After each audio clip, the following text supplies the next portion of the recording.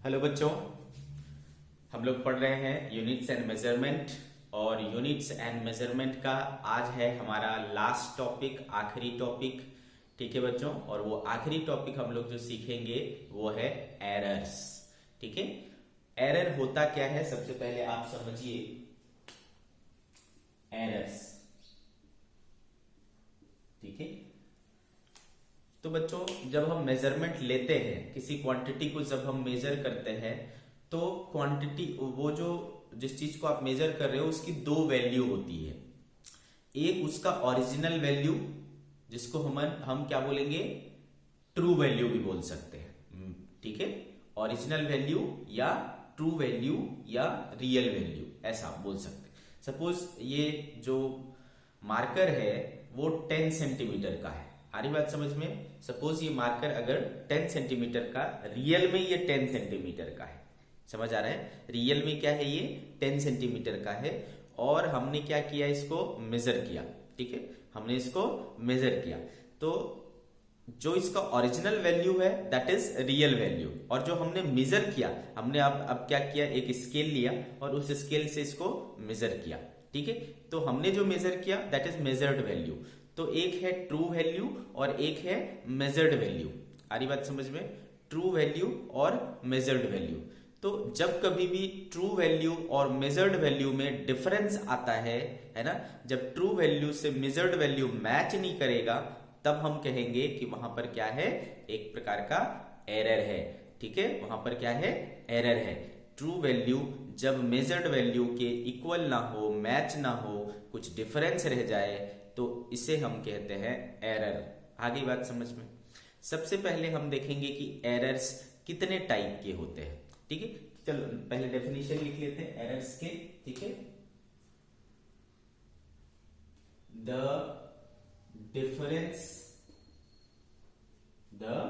Difference in between true value and measured value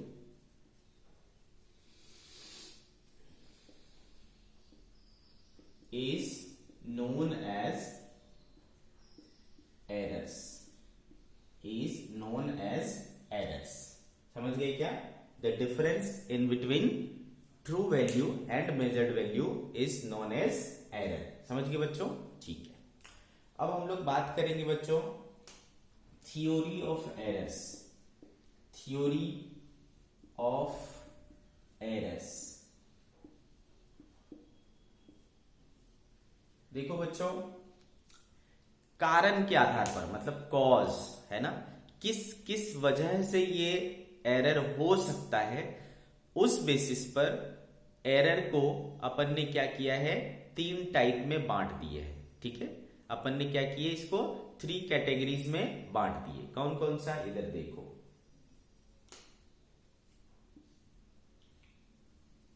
क्या बोल रहा हूं मैं, ये किस पर है, on the basis of cause, कारण के आधार पर 3 कैटेगरी में बांटेंगे हम लोग। एक को कहते हैं बच्चों सिस्टमेटिक एरर, सिस्टमेटिक एरर, और दूसरा रैंडम एरर,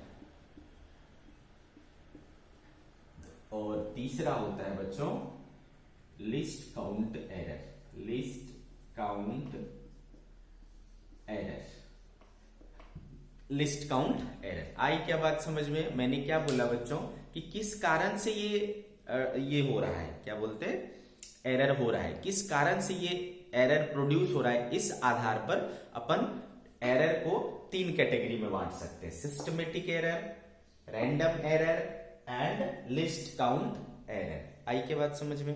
ठीक है, अब ये जो सिस्टमेटिक एरर है, सिस्टमेटिक एरर है, देखो बच्चों सिस्टमेटिक एरर है, इसको क्या कहते हैं, समझो बात को। सिस्टमेटिक एरर, नाम से आपको ऐसा लग रहा होगा कि इट इंक्लूड्स सिस्टम।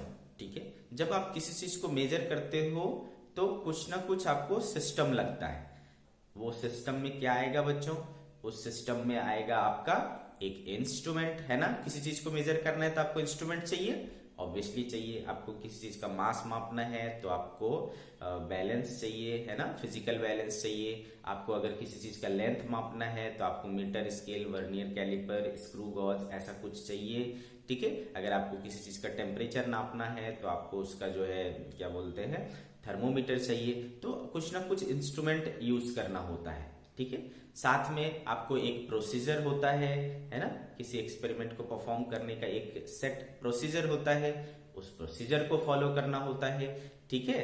तो ऐसे किसी भी चीज में अगर कोई गड़बड़ी है, आपके इंस्ट्रूमेंट में गड़बड़ी है, आप जो प्रोसीजर फॉलो कर रहे हो उसमें कुछ गड़बड़ी है, या फिर जो रीडिंग ले रहा है, आप अगर मेजर कर रहे हो तो आपको रीडिंग लेना होता है, आप अगर अपने रीडिंग को लेने में कुछ गड़बड़ी कर रहे हो तो इन तीनों ही परिस्थितियों में क्या होगा, आपका जो सिस्टम है, सिस्टम ऑफ मेजरमेंट है, वो सही से वर्क नहीं कर रहा है और उसके वजह से एरर आएगा, that is systematic error.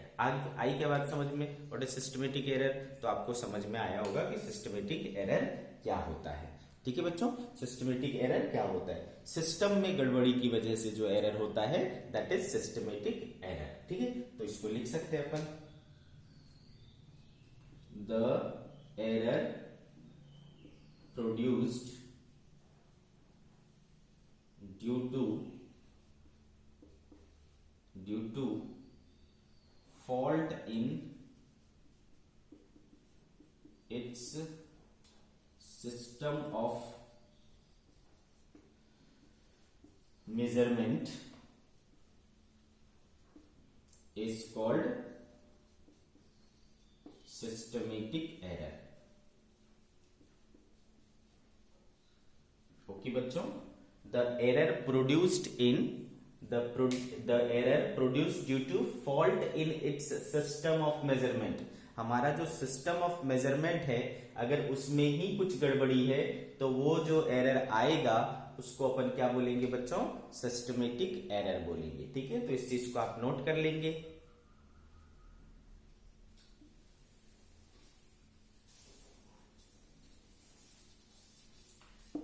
Upon systematic error को भी क्या कर सकते हैं बच्चों? बांट सकते हैं। सिस्टमेटिक एरर के भी टाइप बना सकते हैं, ठीक है। जैसा कि मैंने बोला, एक सिस्टम इंक्लूड्स इंस्ट्रूमेंट, एक सिस्टम इंक्लूड्स प्रोसीजर एंड एक सिस्टम इंक्लूड ऑब्जर्वर, ठीक है। ये तीन, तो ये तीनों चीजों में अगर कुछ गड़बड़ी होती है तो आपको क्या मिलेगा बच्चों? आपको क्या मिलेगा? सिस्टमेटिक एरर मिलेगा। तो ध्यान रखें, सिस्टमेटिक एरर के टाइप्स ऑफ सिस्टमेटिक एरर, ठीक है। ये चीज नया टॉपिक आप डाल दोगे, टाइप्स ऑफ सिस्टमेटिक एरर, ठीक है। तो पहला हो जाएगा बच्चों इंस्ट्रूमेंटल एरर। इंस्ट्रूमेंटल एरर, तो जैसा कि आपको पता है बच्चों कि है ना, आपको अगर कोई मेजरमेंट लेना है तो आपको एक इंस्ट्रूमेंट यूज करना पड़ेगा। जैसे कि टेम्परेचर मापने के लिए थर्मोमीटर, मास मापने के लिए एक बैलेंस चाहिए, लेंथ मापने के लिए एक मीटर स्केल चाहिए। इस तरीके की चीजें आपको चाहिए। क्लियर है बच्चों? तो जैसे कि थर्मोमीटर है, अगर वो थर्मोमीटर ही खराब हो, ठीक है, तो वो जो टेम्परेचर की रीडिंग देगा वो ऑब्वियसली गलत देगा। आ रही बात समझ में? या फिर जो बैलेंस है, ठीक है, आप देखते हो आजकल शॉप में क्या लगे होते हैं, क्या बोलते हैं, डिजिटल, है ना, आजकल डिजिटल बैलेंस आ गया है, ठीक है। तो आप देखोगे बच्चों कई बार क्या होता है कि आपके पास एक मतलब उसके ऊपर बकेट होता है ना, बैलेंस के ऊपर एक बकेट होता है, तो वो बकेट के साथ आपको क्या रीड करता है? जीरो रीड करता है। तो अगर कोई वो बकेट हटा दोगे तो उसमें ऑलरेडी कुछ वैल्यू शो करेगा, है ना, उसमें ऑलरेडी कुछ वैल्यू शो करेगा, ठीक है बच्चों। तो अगर मैं बिना बकेट के उस पर कुछ मेजरमेंट लूंगा तो सही मिलेगा क्या? क्यों नहीं मिलेगा? क्योंकि वो स्टार्टिंग में 0 रीड नहीं कर रहा था। आप बकेट रखोगे तो वो 0 रीड करेगा। उस समय आप कोई मेजरमेंट लोगे तो आपको सही मिलेगा। लेकिन विदाउट बकेट अगर डायरेक्टली कोई चीज उसके ऊपर रख दिया और उसको मेजर करोगे तो आपको जो है ना कुछ गलत वैल्यू मिलेगी, ठीक है। आ रही बात समझ में? तो इंस्ट्रूमेंटल एरर मतलब फॉल्ट इन इंस्ट्रूमेंट, अगर इंस्ट्रूमेंट में कोई फॉल्ट है, इंस्ट्रूमेंट का जीरो जो है ना, बिफोर टेकिंग रीडिंग वो पूरी तरीके से जीरो जीरो नहीं है, तो आपको क्या होगा, गलत रीडिंग मिलेगा। ठीक है, जैसे कि मान लो अगर आप ये वाला बैलेंस यूज करते हो, है ना, जिसको बोलते हैं अपन फिजिकल बैलेंस, तो देखना क्या करा जाता है भाई, पहले देखा जाता है कि दोनों तरफ के जो पैन है वो इक्वल है कि नहीं, दोनों तरफ के पैन इक्वल है या नहीं है। ठीक है, अगर दोनों तरफ के पैन इक्वल नहीं है तो भी वहां पर आपको क्या होगा, गलत रीडिंग मिलेगी। आप जब जाते हो क्या बोलते हैं पेट्रोल पंप पे, तो पेट्रोल पंप पर देखना लिखा रहता है मोटे अक्षरों में कि वॉच जीरो बिफोर फिलिंग। ठीक है, भरने से पहले जीरो देख लें, है ना, क्योंकि अगर जीरो नहीं है तो वो आपको क्या देगा, रीडिंग गलत देगा। आ रही बात समझ में? तो इंस्ट्रूमेंटल एरर, इंस्ट्रूमेंट में गड़बड़ी की वजह से इंस्ट्रूमेंट अगर जीरो नहीं शो कर रहा है उसका, है ना, जीरो मैच नहीं करता, तो फिर वो इंस्ट्रूमेंटल एरर हो गया। ठीक है, तो भाई ये हो गया पहला टाइप। दूसरा होता है बच्चों imperfection in procedure, imperfection in procedure. हम जो मेजरमेंट लेने के लिए प्रोसेस यूज कर रहे हैं, प्रोसीजर यूज कर रहे हैं, उसमें अगर कुछ गड़बड़ी है तो भी क्या होगा बच्चों, तो भी क्या होगा, आपको जो है मेजरमेंट गलत मिलेगा। ठीक है, जैसे कि मैं बात कर लूं कि मुझे क्या करा गया, मैं डॉक्टर के पास गया और डॉक्टर ने मुझे बोला मुझे फीवर टाइप से लग रहा है, मैं डॉक्टर के पास गया, डॉक्टर ने क्या किया, थर्मोमीटर दिया और थर्मोमीटर को बोला कि यहाँ पर लगा लो, है ना, इस तरीके से थर्मोमीटर को यहाँ लगा लो। तो भाई अब अगर आप इसको सही से नहीं लगाओगे, है ना, कुछ आड़ा टेढ़ा लगा दिया, ऐसा लगा दिया, तो आपको क्या होगा, रीडिंग सही नहीं मिलेगी। ठीक है, तो आप क्या यूज कर लो, आप मान लो जो हमारा थर्मोमीटर है वो तो सही है ना, उसमें कोई इंस्ट्रूमेंटल एरर नहीं है, लेकिन हम लगा उसको गलत रहे हैं, हम उसको यूज गलत तरीके से कर रहे हैं, हमको जो उसका मेजर करने का प्रोसीजर है वो अगर गलत है तो आपको क्या मिलेगा, रीडिंग गलत मिलेगा। वैसे भी सबसे अच्छा तरीका क्या होता है ये करने का, थर्मोमीटर से रीडिंग लेने का, मुंह पे रखने का। ठीक है, तो मुंह पे अगर सही से रखेंगे तो ज्यादा अच्छे से आएगा, यहाँ रखेंगे आड़ा टेढ़ा रखेंगे, सही से नहीं रखेंगे तो गलत रीडिंग आएगा। तो वो कहलाता है बच्चों इम्परफेक्शन इन प्रोसीजर, प्रोसीजर में कुछ गड़बड़ी है। ठीक है, तो ये दूसरा टाइप हो गया। तीसरा टाइप होता है बच्चों, तीसरा टाइप होता है personal error, personal error. Okay, personal error ये कब होता है, आपकी वजह से होता है, जो रीडिंग ले रहा है उसकी वजह से होता है। तो जो बंदा रीडिंग ले रहा है अगर वो केयरलेस टाइप का है, वो ध्यान से नहीं कर रहा, बात समझ में आ रही है, वो ध्यान से नहीं कर रहा एक्सपेरिमेंट को, वो अच्छे से रीडिंग नहीं ले रहा है। अच्छे से रीडिंग लेने का मतलब है कि आप थोड़ा ध्यान दें, है ना, एक एक जो उसके डिविजन्स हैं उसको अच्छे से काउंट करें। ठीक है, अगर आप जल्दबाजी में, है ना, ऐसे तैसे आपने रीडिंग ले ली, कुछ भी पढ़ लिए, है ना, तो फिर गलत रीडिंग आएगी। वैसे भी जैसे कि मान लो एक मीटर स्केल है, मीटर स्केल में क्या होता है भाई, इस तरीके से डिविजन्स बने होते हैं। तो आपका काम क्या है, इसको पूरी तरीके से, है ना, ऐसे परपेंडिकुलर देखने का। आप आड़ा टेढ़ा ऐसे जैसे तैसे सूत साथ के देखोगे तो आपको क्या मिलेगा, रीडिंग गलत मिलेगा। आ रही बात बच्चों समझ में? तो अगर हम हमारी पर्सनल कारण की वजह से कोई एरर आता है तो that is personal error. So systematic error is of 3 types, instrumental error, imperfection in procedure और पर्सनल एरर। ठीक है, इस तरीके से 3 तरीके से आपके इसमें जो है सिस्टमेटिक एरर आ सकता है। क्लियर है बच्चों? अच्छा, सिस्टमेटिक एरर की प्रॉपर्टी होती है, सिस्टमेटिक एरर की प्रॉपर्टी होती है, इसके नीचे ही लिखना, सिस्टमेटिक एरर के कॉलम में ही लिखना। ठीक है, इसकी प्रॉपर्टीज,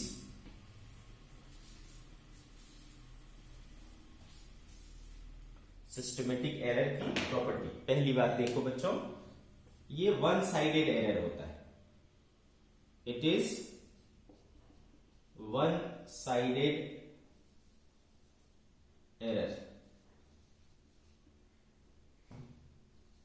दूसरी बात हुआ, या फिर इसी को बोल सकते हो, that is its direction of error, direction of error is known, its direction of error is known. तो देखो ये क्या हो रहा है, सिस्टमेटिक एरर के बारे में हमने बोला कि ये वन साइडेड एरर होता है, इसका डायरेक्शन ऑफ एरर जो है वो पता होता है। It's one sided error, its direction of error is known. Clear है बच्चों? It is one sided error, that is its direction of error is known. अच्छे से समझ में आ रहा है आपको? तो जब इसका डायरेक्शन ऑफ एरर नोन है, डायरेक्शन ऑफ एरर नोन है, तो आप क्या कर सकते हो, इसको खत्म भी कर सकते हो। मतलब आपको पता है, जैसे कि मैंने बोला, मैंने आपको बैलेंस वाला एग्जांपल दिया है ना बच्चों, बैलेंस वाला एग्जांपल दिया। तो जैसे कि वो स्टार्टिंग में मान लो आपने कुछ नहीं रखा है उसके ऊपर, वो फिर भी 400 ग्राम्स दिखा रहा है, ठीक है, फिर भी 400 ग्राम्स दिखा रहा है। अब आपने उसमें कुछ डाला, ठीक है, और आपने उसको 1 kg मेजर किया, ठीक है, आपने उसमें 1 kg मेजर किया। तो बच्चों आपको पता है कि उसमें 400 ग्राम पहले से था, उसमें 400 ग्राम पहले से था, और अभी आप 1 kg यानी 1000 ग्राम मेजर कर रहे हो, ठीक है, अभी आप उसमें 1000 ग्राम मेजर कर रहे हो। दैट मीन्स आपके पास आया कितना, ओनली 600 ग्राम्स। तो आपने मेजर कितना किया 1000 ग्राम, और उसमें से जो पहले से एरर था, पहले उसको स्टार्टिंग में क्या होना चाहिए था, 0, लेकिन वो क्या शो कर रहा था 400। तो वहां पर 400 ग्राम का पहले से एरर था, उसको कहते हैं बच्चों जीरो एरर। क्या कहते हैं उसको? Zero error. जब जीरो स्टार्टिंग में मैच नहीं करता, उससे कुछ और वैल्यू होता है प्लस या माइनस, तो वो क्या कहलाता है, जीरो एरर कहलाता है, ठीक है। प्लस में हुआ तो प्लस जीरो एरर, माइनस में हुआ तो minus zero error, negative zero error, positive zero error, negative zero error, उसको जीरो एरर कहते हैं, ठीक है। तो आपने क्या किया, पहले से उसमें 400 ग्राम शो कर रहा था, करना कितना चाहिए था 0, अब वो कितना शो कर रहा है 1000 ग्राम शो कर रहा है। तो आपका मेजरमेंट कितना हुआ एक्चुअल में जो मेजरमेंट हुआ वो क्या हुआ 1000 माइनस 400, 600 ग्राम्स, ठीक है, 600 ग्राम्स ही हुआ, ठीक है।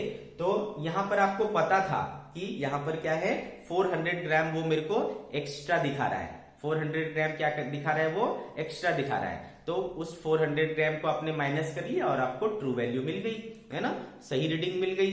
आ रही बात समझ में?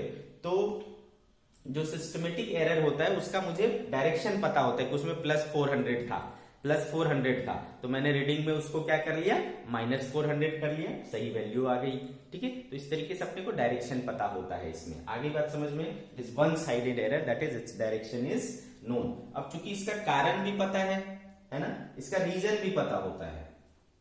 Second, it's source of error is also known, ठीक है। ये एरर क्यों हो रहा है ये आपको अच्छे से समझ में आ रहा होगा। क्यों? क्योंकि आप इंस्ट्रूमेंट देख के पता कर रहे हो कि उसमें ना जीरो मैच नहीं कर रहा है, मतलब जीरो एरर है, तो पता है अपने को उसमें एरर है, ठीक है। तो उसका सोर्स ऑफ एरर आपको अच्छे से पता है। क्या चीज? कि भाई ये जो है ना इंस्ट्रूमेंट में गड़बड़ी की वजह से है ना, ये जो है इंस्ट्रूमेंट की गड़बड़ी की वजह से, तो that's why we know the source. तो भाई जहां पर आपको कारण भी पता है, ठीक है, और डायरेक्शन भी पता है, तो उस एरर को आप आसानी से क्या कर सकते हो, रिमूव कर सकते हो, आसानी से खत्म कर सकते हो। तो तीसरा जो इसका प्रॉपर्टी है बच्चों, थर्ड प्रॉपर्टी ये है कि systematic error can be removed,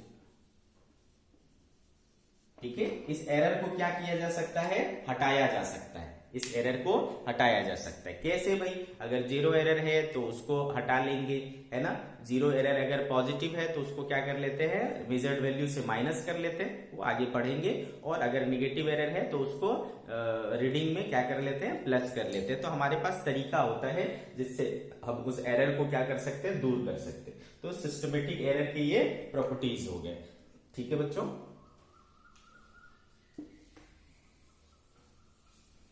अब बात करते हैं हम लोग रैंडम एरर के बारे में, ठीक है।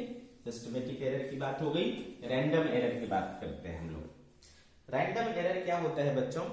अचानक हुई किसी परिस्थिति की वजह से, मौसम में परिवर्तन की वजह से, फिजिकल कंडीशन में परिवर्तन की वजह से, अचानक से कोई हवा चल गया, अचानक से वोल्टेज बढ़ गया, अचानक से करंट बढ़ गया, ठीक है, ऐसी किसी गलती की वजह से अगर आपका एरर आता है तो दैट इज रैंडम एरर, बात आ रही समझ में? रैंडम एरर क्या होता है? उसका कुछ भी कारण हो सकता है, रैंडम एरर का कुछ भी कारण हो सकता है, आप प्रिडिक्ट नहीं कर सकते।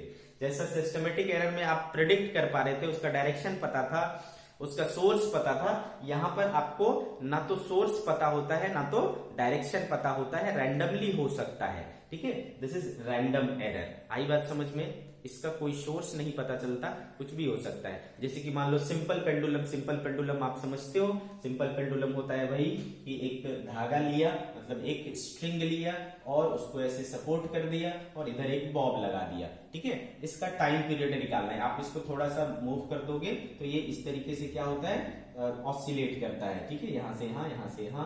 ठीक है, तो एक बार यहां से यहां गया और यहां आया तो जितना टाइम लगता है उसको बोलते हैं टाइम पीरियड। ठीक है, इस टाइम पीरियड को कैलकुलेट करने के लिए, इस टाइम पीरियड को कैलकुलेट करने के लिए अगर अपन कोई एक्सपेरिमेंट करते हैं, वहां पर मान लो क्या होता है बच्चों, अचानक से हवा चल गई, तो हवा इसको क्या करेगा बच्चा, अफेक्ट करेगा, है ना? हवा क्या करेगा, अफेक्ट करेगा, तो उससे एक एरर आ जाएगा। तो इस टाइप के जो एरर होंगे अपन उसको क्या बोलेंगे, रैंडम एरर बोलेंगे। आ रही बात समझ में बच्चों? तो दिस इज रैंडम एरर। ठीक है, जिसका सोर्स नहीं पता होता, जिसका डायरेक्शन नहीं पता होता, ऐसी चीजें। ठीक है,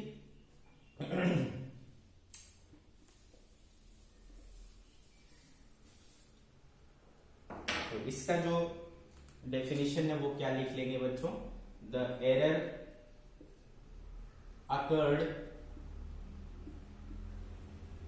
occurred due to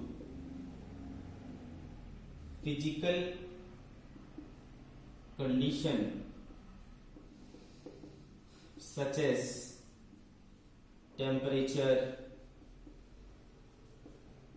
pressure, ठीक है, temperature, pressure etcetera is called random error, is called random error. आ रही बात समझ में बच्चों? द एरर अकर्ड, है ना, the error occurred due to physical condition such as temperature, pressure, ये सब की वजह से, ये सब के वेरिएशन की वजह से जो एरर होगा उसे हम क्या बोलेंगे, रैंडम एरर बोलेंगे। ओके बच्चों, इसकी प्रॉपर्टी क्या होती है, इसकी क्या प्रॉपर्टी है बच्चों, कि इसका जो है अपने को डायरेक्शन भी नहीं पता होता, सोर्स भी नहीं पता होता। ठीक है, पहला हो गया, it's direction is not fixed, is not fixed. क्या कहने का मतलब है, देखो बच्चा, सिस्टमेटिक एरर में अगर हमने एक इंस्ट्रूमेंट ले लिया, उसमें एक बार मुझे पता चल गया कि उसमें पॉजिटिव एरर है, पॉजिटिव जीरो एरर है, तो उसमें हर बार जो उस इंस्ट्रूमेंट को यूज करेंगे तो हर बार उसमें उतना ही पॉजिटिव जीरो एरर आएगा। ठीक है, लेकिन जब मैं इसकी बात करता हूं तो यहां पर क्या होता है, कभी हो सकता है वो पॉजिटिव दे दे, कभी हो सकता है वो नेगेटिव दे दे, है ना? क्यों? क्योंकि हर समय क्या हो रहा है, फिजिकल कंडीशन चेंज हो रहे हैं। फिजिकल कंडीशन चेंज होने से कभी पॉजिटिव दे देगा, कभी नेगेटिव दे देगा, कुछ भी होगा। ठीक है, तो आप श्योर नहीं, यू आर नॉट श्योर। वहां पर आप क्या थे, श्योर थे किधर एरर हो रहा है, यहां पर आप श्योर नहीं हो। ठीक है, तो its direction is not fixed. दूसरा source of error is not known. ठीक है, यहां पर सोर्स के बारे में भी अपने को पता नहीं होता एग्जैक्टली, सोर्स ऑफ एरर के बारे में भी एग्जैक्टली पता नहीं होता। ठीक है, तीसरी चीज, इसको आप कंप्लीटली खत्म नहीं कर सकते इस एरर को पूरी तरीके से खत्म नहीं किया जा सकता है। It can't B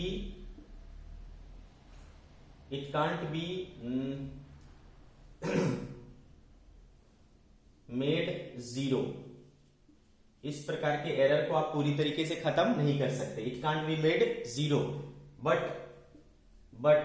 we can minimize it. But हम इसको क्या कर सकते हैं, कम कर सकते हैं, मिनिमाइज कर सकते हैं। हाउ? बाय टेकिंग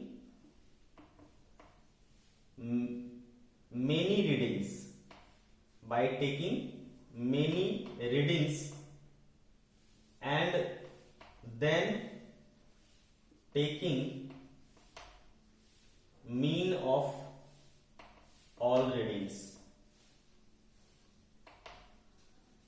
क्या बोला मैंने कि इसके एरर को हम पूरी तरीके से खत्म नहीं कर सकते, बट मिनिमाइज कर सकते हैं, कम कर सकते हैं बाय टेकिंग बहुत सारा रीडिंग।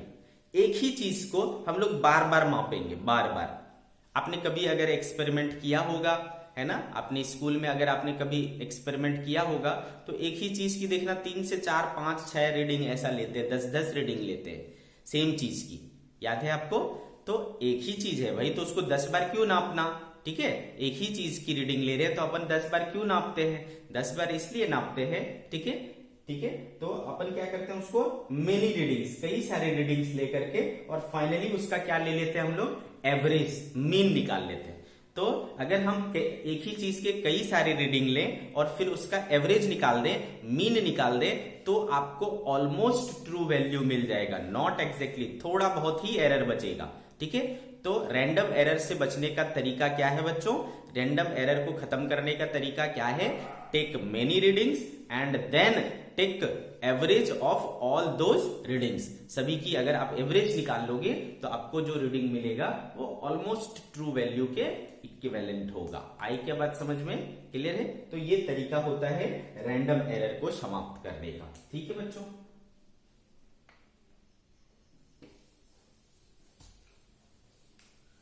अब बचा क्या बच्चों? Least count error. ठीक है, लिस्ट काउंट एरर।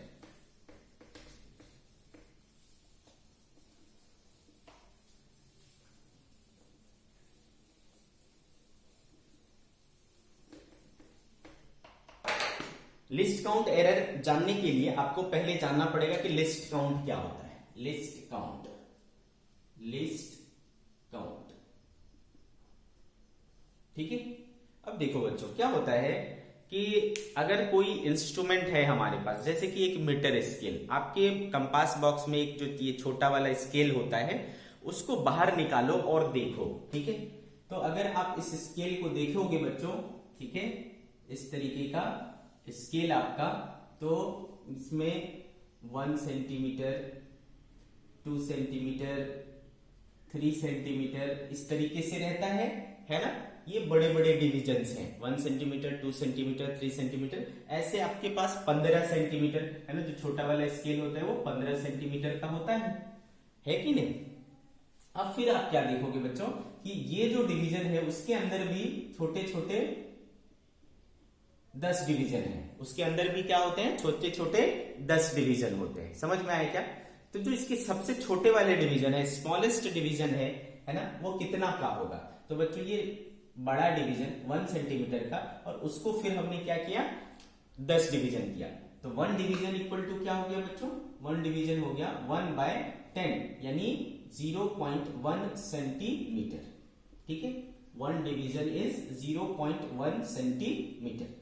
इस स्केल का, जो आपके पास जो मीटर स्केल है, उसका जो सबसे छोटा डिवीजन है, स्मॉलेस्ट डिवीजन है, वो कितना लंबा है? 0.1 सेंटीमीटर है। समझा क्या बच्चों? तो मान लो बच्चों कि किसी चीज को हमने मेजर करना है और वो आया समथिंग, सपोज ये मान लो 1 2 3 4 5 ऐसा है।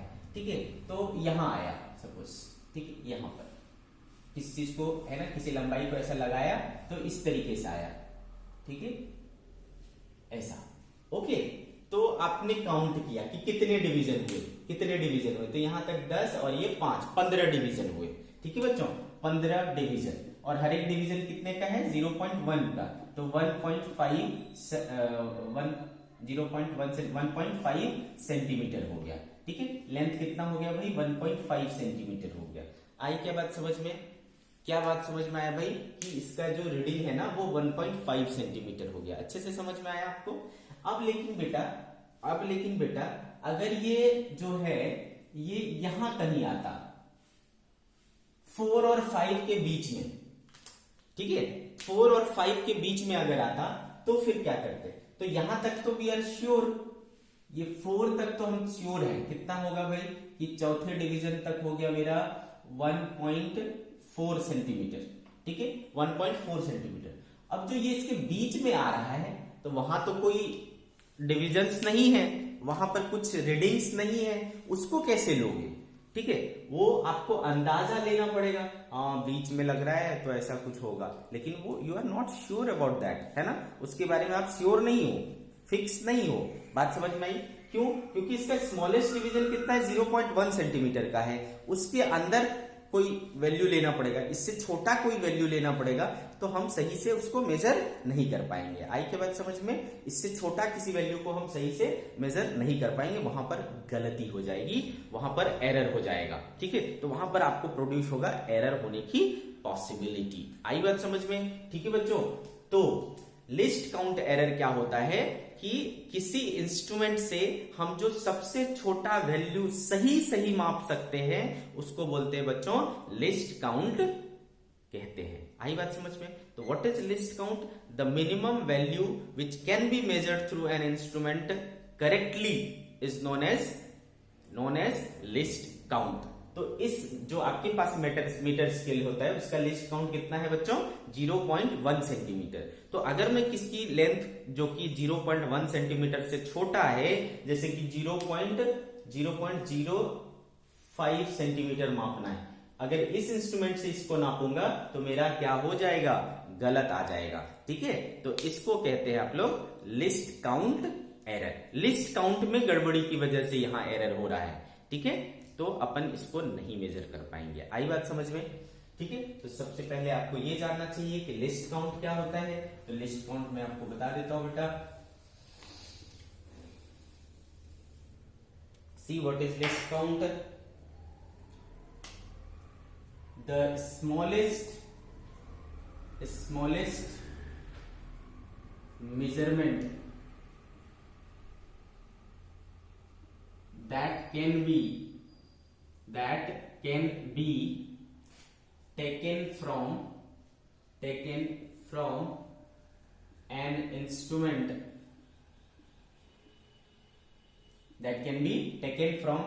instrument ठीक है बच्चों, the smallest measurement that can be taken from an instrument correctly is called its least count. आई के बाद समझ में? इसको क्या कहते हैं बच्चों? अपन लिस्ट काउंट कहते हैं। अच्छे से समझ में आया आपको? तो हर एक इंस्ट्रूमेंट का अपना लिस्ट काउंट होता है। हर एक इंस्ट्रूमेंट एक स्मॉलेस्ट वैल्यू मेजर कर सकता है, उससे छोटा मेजर नहीं कर सकता है, तो उसके पास वो क्या हो गई? लिस्ट काउंट हो गई। जैसा कि मैंने बोला कि मीटर स्केल का least count of meter scale, least count of meter scale कितना हो गया था बच्चों? 0.1 सेंटीमीटर। ठीक है बच्चों, तो जनरली जो आपका मीटर स्केल होता है उसका लिस्ट काउंट कितना होता है? 0.1 सेंटीमीटर। कितना होता है बच्चों? 0.1 सेंटीमीटर। तो आपको समझ में आ गया लिस्ट काउंट क्या होता है। तो अगर किसी वैल्यू को आप माप रहे हो जो आपके इंस्ट्रूमेंट के लिस्ट काउंट से छोटा है, ठीक है, आपके इंस्ट्रूमेंट के लिस्ट काउंट से छोटा है, तो वो आपको क्या देगा? लिस्ट काउंट एरर देगा। समझ गए क्या? ठीक है, तो if measured value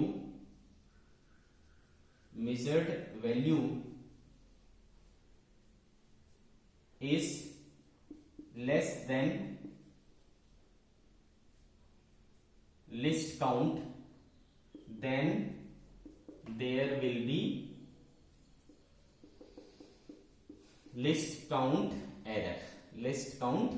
अच्छा, इसका मतलब ये नहीं कि 0.1 से छोटा, ऐसा अगर मान लो बच्चों इसमें 1.4 सेंटीमीटर मेजर करना है तो मैं क्या ले लूंगा? 14 डिवीजन ले लूंगा। मेरे को 1.5 सेंटीमीटर मापना है तो मैं क्या करूंगा? 15 डिवीजन ले लूंगा। इस तरीके से चलेगा।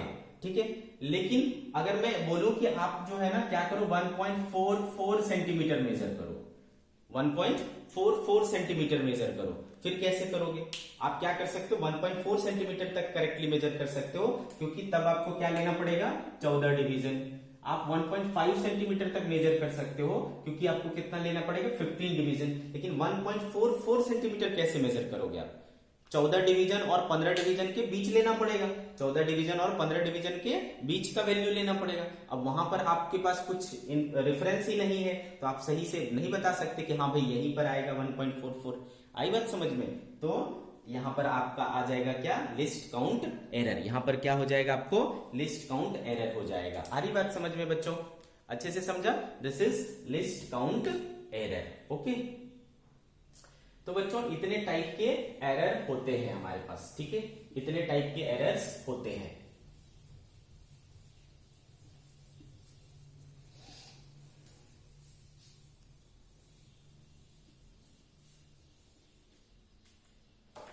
तो बच्चों आज हमने सीखा कि एरर क्या होते हैं, एरर के टाइप्स सीखे हमने। नेक्स्ट लेक्चर में, ओके बच्चों, नेक्स्ट लेक्चर में हम लोग सीखेंगे कि एरर को एक्सप्रेस कैसे करते हैं, ठीक है, हाउ एरर्स आर एक्सप्रेस्ड, कैसे कैसे एरर्स को अपन एक्सप्रेस करेंगे और उसको मैथमेटिकल ऑपरेशन में कैसे अप्लाई करेंगे, ये चीज हम लोग सीखेंगे बच्चों, ठीक है।